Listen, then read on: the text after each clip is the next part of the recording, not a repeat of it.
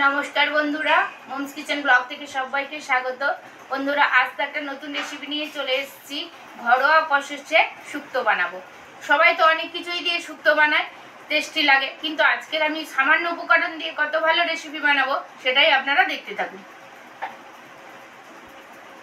সবার আগে একটুখানি পেঁপে কেটে নেব।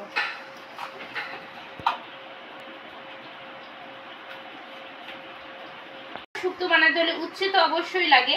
এবার উচ্ছের সাথে যে কোনো সবজি দিলে সেটা যদি ঠিক প্রসেস করে কেটে বানানো যায় তাহলে আরো ডেলিশিয়াস হবে। সেই জন্য কিভাবে কাটছি আপনারা সবগুলো স্টেপ বাই স্টেপ দেখতে থাকুন। খুব ছোট কাটবো না, শুক্তো রেসিপি করার জন্য পেঁপেগুলো একটু বড় বড় পাতলা করে কেটে নেব। ঠিক এইভাবে একটু লম্বা আর একটু পাতলা করে পেঁপেগুলো কেটে নিচ্ছি। আধখানা পেঁপে দিলাম। আধখানা পেঁপে ভালো করে ধুয়ে এর ভিতরে যে সাদা সাদা ছোট্ট ছোট্ট দানা থাকে এগুলো তিতকুড়ি লাগে, সেই জন্য জলের মধ্যে কচলা কচলি করে ভালো করে ধুয়ে উঠিয়ে নিচ্ছি।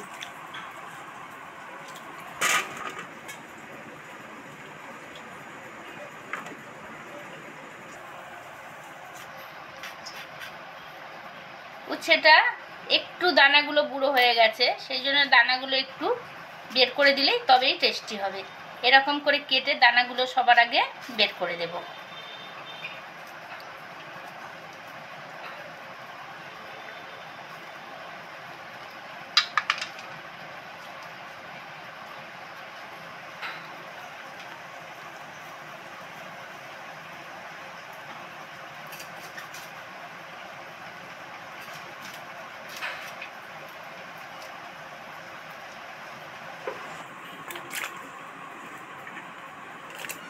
তিনখানা উচ্ছে নিলাম। তিনখানা উচ্ছে ঠিক এরকম লম্বা লম্বা আর সরু করে কেটে নিলাম। এবার ভালো করে জল ঝরিয়ে তুলে নেব, নাহলে ভাজতে খুবই অসুবিধা হবে।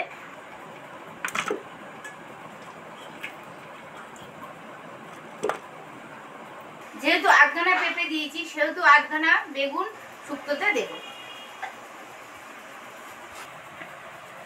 বেগুনটা লম্বা লম্বা করে কেটে নিচ্ছি।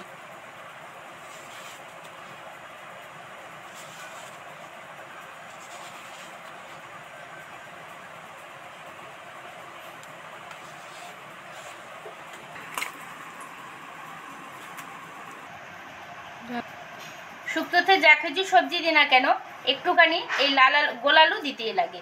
গোলালু দিলে তবে এই শুক্তোটার একটা আলাদা টেস্ট এসে যায়।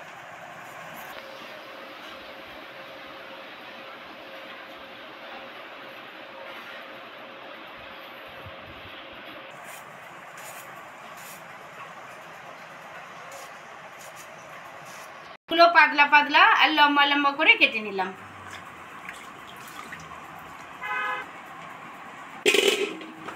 আলুগুলো কচলা কচলি করে ভালো করে জল থেকে উঠিয়ে নিচ্ছি।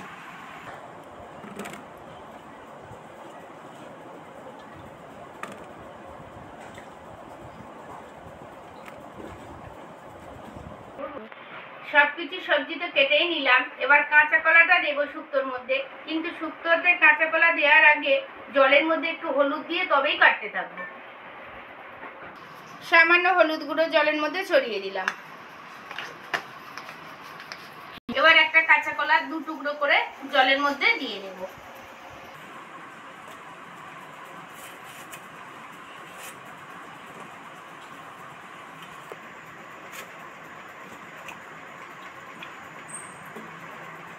কাঁচা কলা এই হলুদ জলের মধ্যে দিলাম, এর যে কালো ভাব সেটাই চলে যাবে আর দারুণ টেস্টি লাগবে।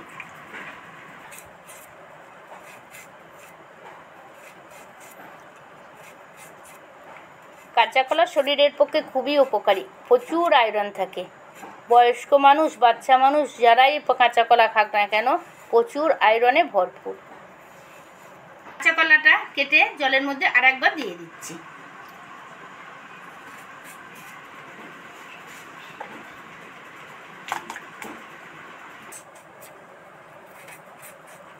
কাঁচা কলা যখন কাটবেন খুব বাদিয়ে কাটবেন না, এই সবুজ পোর্শনটা রেখে দেবেন, এটাই সব থেকে বেশি আয়রন।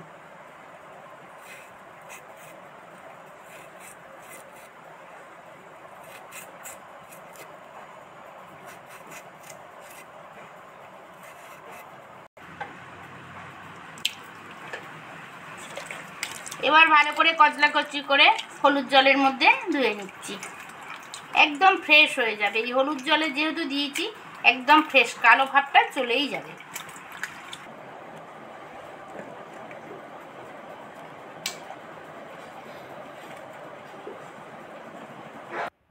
সব শেষে টমেটোটা কেটে নিচ্ছি। যে কোনো রেসিপিতে একটা টমেটো দিলে তার স্বাদ আরও দ্বিগুণ হয়ে যায়।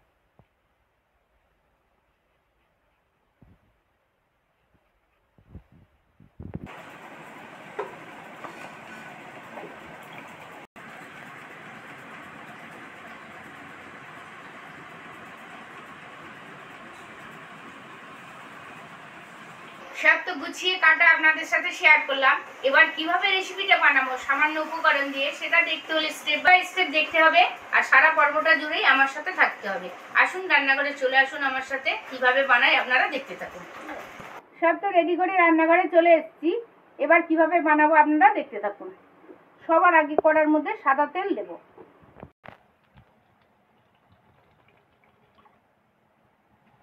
তেলের মধ্যে অল্প পরিমাণে লবণ অ্যাড করছি।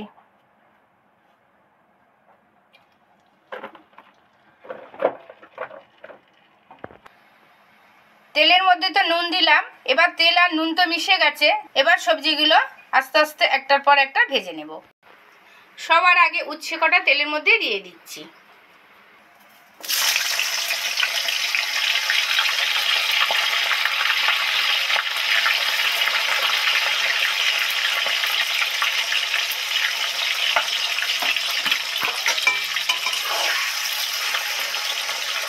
তেলের মধ্যে যে নুনটা দিলাম তার কারণ হচ্ছে, যদি সবজির মধ্যে জল থাকে ঠেকরা ঠেকরি তো করবেই না, আর সবজিগুলো খুব ইজিভাবে তাড়াতাড়ি ভাজা হয়ে যায়।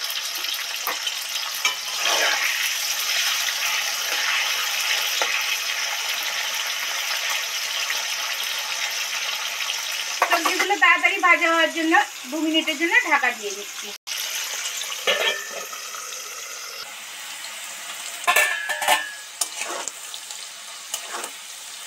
উচ্ছেগুলো তো ডিপ ফ্রাই করে ভেজে নিলাম, এবার তেল থেকে ছেঁকে উঠিয়ে নিচ্ছি।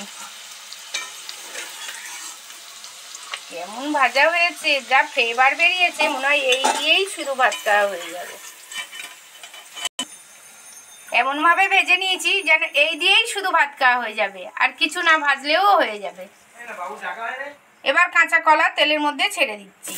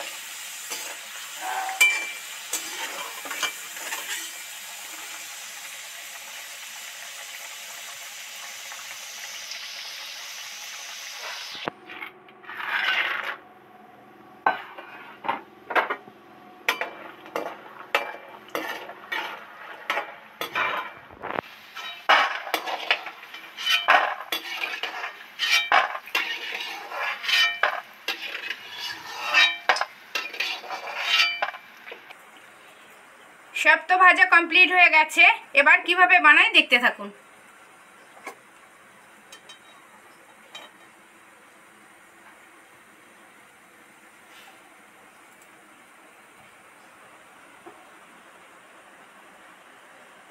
আপনাদের সাথে তো ভাজাটা শেয়ার করলাম, একদম আঁচটা নিভিয়ে আস্তে আস্তে ডিপ ফ্রাই করে ভাজলাম। এমনভাবে ভাজলাম যে কাঁচাও থাকবে না আর একদম পুড়েও যাবে না।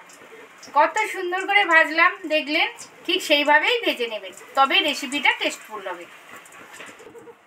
দেখলেন এতক্ষণ তো সাদা তেলে ভেজে নিলাম, এবার একটু সর্ষের তেল ইউজ করব। সেই জন্য কড়ার মধ্যে একটু সর্ষের তেল দিয়ে দিচ্ছি। এই রেসিপিতে গুঁড়ো লঙ্কা ইউজ করব না, কারণ শুক্তো তো, সেই জন্য 4খানা শুকনো লঙ্কা 2 টুকরো করে দিয়ে দেব। তেজপাতা 3খানা তেলের মধ্যে দিয়ে দিচ্ছি।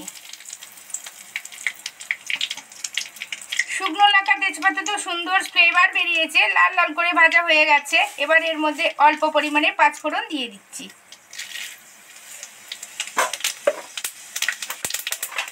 এবার এর মধ্যে অল্প পরিমাণে চিনি অ্যাড করছি।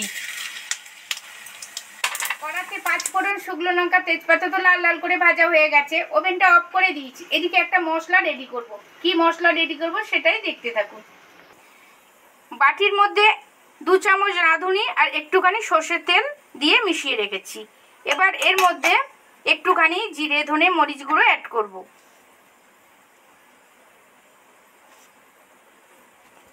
1 চামচ হলুদ গুঁড়ো এর মধ্যে অ্যাড করছি।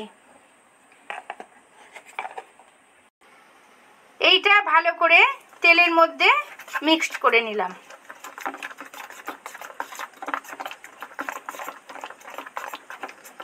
ফোড়ন শুকনো লঙ্কা তেজপাতা তো দারুণ ফ্লেভার বেরিয়েছে। এবার এর মধ্যে এই টুকরো করা টমেটোটা দিয়ে দিচ্ছি। সামান্য পরিমাণে নুন অ্যাড করছি, যাতে না ঠেকড়া ঠেকড়ি করে।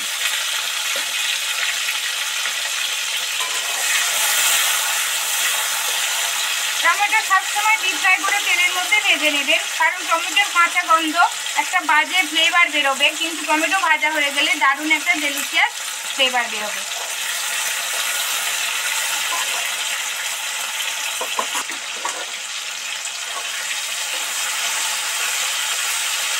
এর মধ্যে যদি শুকনো মশলা দেওয়া হতো তাহলে দারুণ পোড়া পোড়া একটা ভাব হতো, ডেলিশিয়াস রেসিপি হতো না। সেই জন্য একটুখানি জল কিংবা তেলের মধ্যে মিশিয়ে যদি আপনারা দেন তাহলে আরো সুন্দরভাবে মশলাটা ভাজা হবে।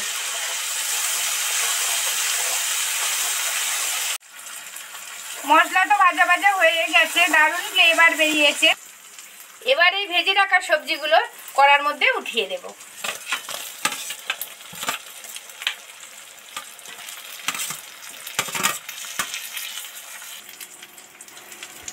সব সবজি তো কড়ার মধ্যে দিয়ে দিলাম, কিন্তু উচ্ছেটা দেব না।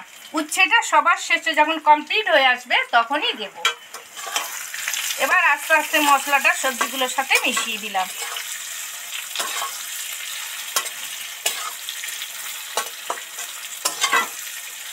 মশলা তো মিশিয়ে দিলাম, এবার এর মধ্যে অল্প পরিমাণে জল অ্যাড করব।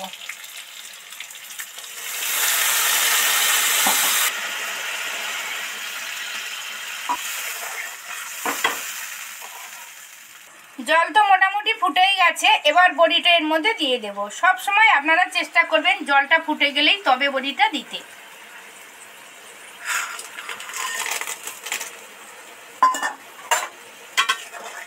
নেড়ে চেড়ে ঠিক 2-4 মিনিটের মতো ঢাকা দিয়ে নিবু আঁচে বসিয়ে রাখবো। 5-7 মিনিট তো নিবু আঁচে বসিয়ে রেখেছিলাম।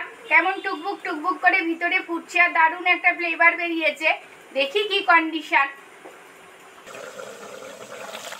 মা দারুণ সুগন্ধ বেরিয়েছে। সুগন্ধ বেরিয়েছে।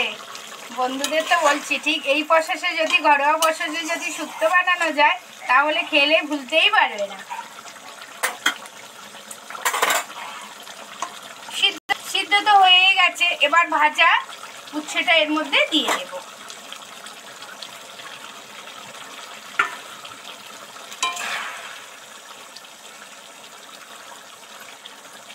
মা গো বলো। উচ্ছেটা দিতে তো এ দেখতে আরো ভালো লাগছে।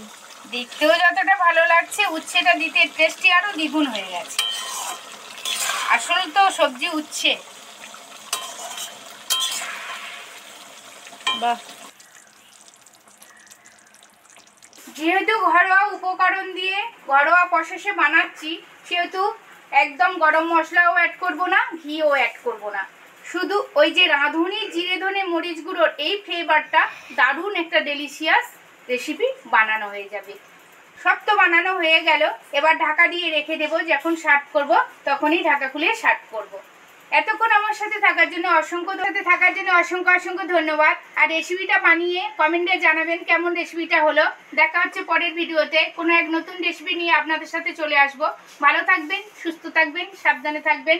আমার চ্যানেলকে সাবস্ক্রাইব করে আমার পাশে থাকবেন, আর পাশে থাকা বেল আইকনটি ক্লিক করবেন। সমস্ত ভিডিওগুলো সবার আগে আপনাদের কাছে পৌঁছে যাবে।